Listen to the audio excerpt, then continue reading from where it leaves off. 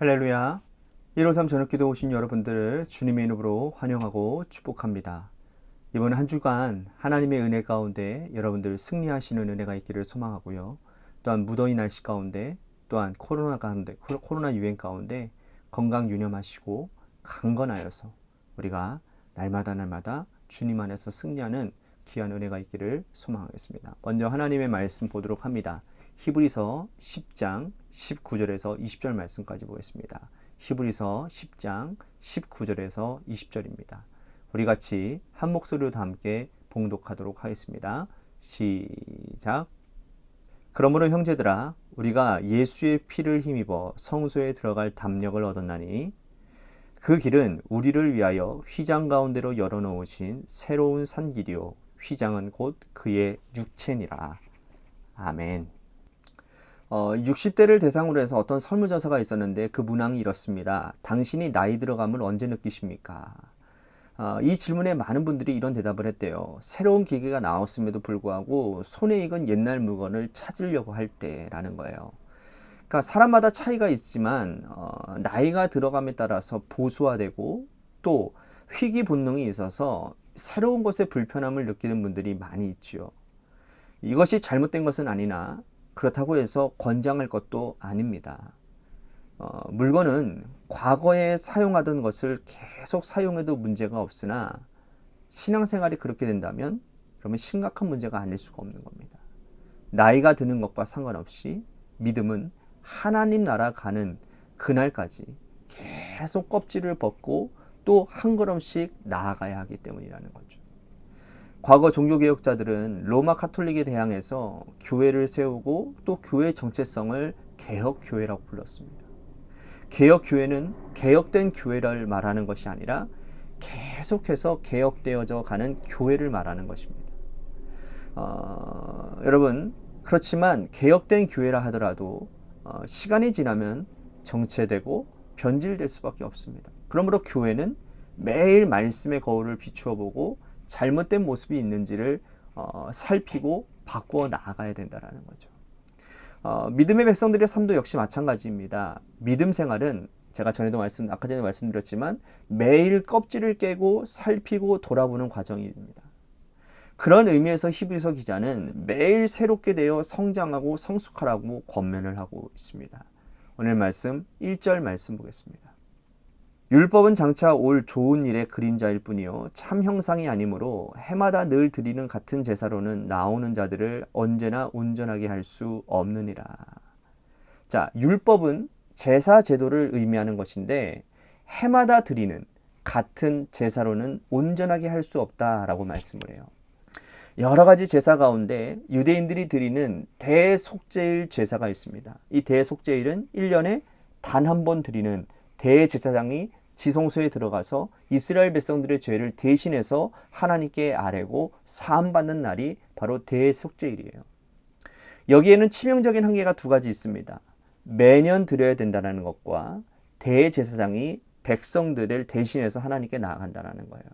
그러니까 이 두 가지가 치명적인 문제인 거예요. 이것이 바로 율법의 한계입니다. 그러나 율법은 장점도 있어요.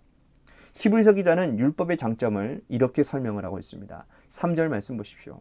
그러나 이 제사들에는 해마다 죄를 기억하게 하는 것이 있나니. 자, 율법의 장점은 뭐라는 거예요? 죄를 기억하게 한다라는 거예요. 하지만 죄를 근본적으로 없애지는 못해요. 유효기간이 1년에 불과하기 때문이라는 겁니다. 이것이 율법의 한계예요.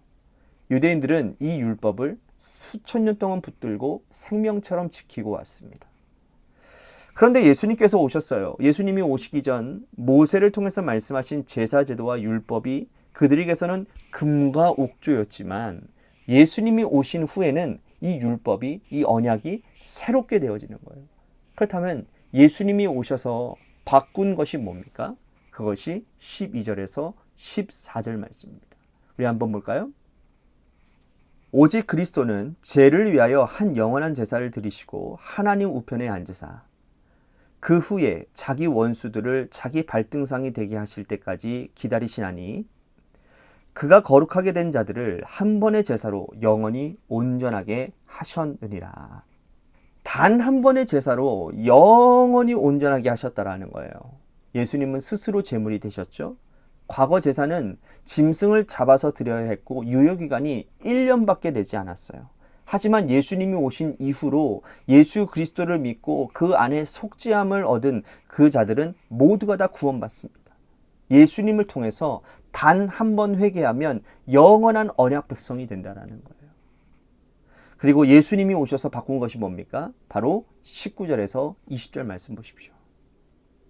그러므로 형제들아, 우리가 예수의 피를 힘입어 성소에 들어갈 담력을 얻었나니 그 길은 우리를 위하여 휘장 가운데로 열어놓으신 새로운 산길이요 휘장은 곧 그의 육체니라.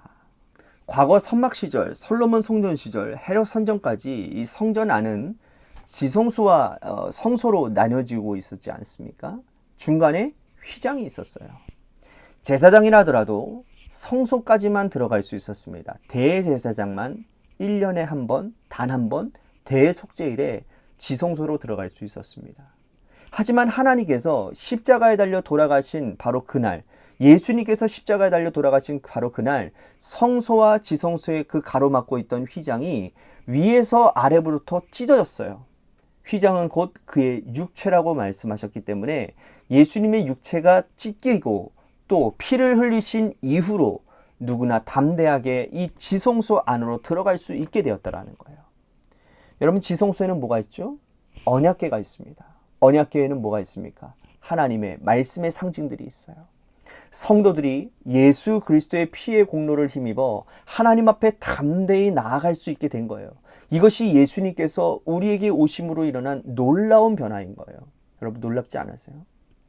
히브리서 기자가 이 편지를 개종한 유대인들에게 쓰고 있는데 이 유대인들은 평생 동안 뭐에 매여 있었느냐? 율법에 매여 있었어요. 그들은 예수 그리스도를 받아들이고 교회의 일원이 된 이후에도 과거에 집착하고 있었어요. 그러나 히브리서 기자는 그들에게 율법에 매여 있지 말고 그리스도에게로 나아가라. 그것이 곧 믿음이라고 말씀하고 있는 겁니다. 자, 38절, 39절 말씀 보십시오. 나의 의인은 믿음으로 말미암아 살리라. 또한 뒤로 물러가면 내 마음이 그를 기뻐하지 아니하리라 하셨느니라. 우리는 뒤로 물러가 멸망할 자가 아니요 오직 영혼을 구원함에 이르는 믿음을 가진 자니라. 믿음은 뒤로 물러서지 않고 앞으로 나아가는 것이라고 격려를 하고 있죠. 자, 신앙생활하면서 우리는 어디에 머물러 있습니까? 교회의 전통에 머물러 있지는 않기를 정말 바라겠습니다. 매일매일 우리를 개혁하고 껍질을 깨고 한 걸음 한 걸음씩 십자가 앞으로 나아가시기를 바랍니다. 그것이 하나님을 기쁘시게 하는 일이라는 거예요. 율법의 제사 제도에 매여서 예수님께서 오셨음에도 불구하고 예수 그리스도께 열어놓으신 그 휘장 안으로 들어가지 않는 그 어리석은 자들이 되지 않기를 바라겠습니다. 오늘도 내가 어디에 매여 있는지 살펴보고 과감히 껍질을 깨고 믿음 안으로 달려가는 그런 하나님의 자녀들이 다 되시기를 주님의 이름으로 간절히 축복하겠습니다. 오늘 말씀 생각하면서 우리 같이 기도했으면 좋겠습니다. 과거에 매여 있지 않고 믿음 안으로 들어가는 신앙이 되겠습니다. 하나님의 말씀이 있는 지성소를 허락하신 주님의 사랑을 기억하겠습니다. 이렇게 우리 같이 말씀 생각하면서 기도하기를 소망합니다. 또 한 가지 우리 교회를 위해서 간절히 기도합시다. 하나님, 우리 교회가 믿음 안에서 예수 그리스도 안에서 날마다 껍질을 깨고 새로워지는 교회가 되게 하여 주옵소서. 자꾸 사람의 전통에 의해서 사람의 어떤 관습에 의해서 움직여지는 교회가 되지 않도록 하나님 우리 교회를 지켜 보호하여 주옵소서. 또한 육신의 질병으로 고통당하시는 분들과 또한 여러분들의 삶의 자리와 여러분들의 자녀들을 위해서 기도하시다가 시간 돌아가시기를 바랍니다. 노래 끝날 때까지 우리 같이 합심하여 기도하도록 하겠습니다. 기도하시겠습니다.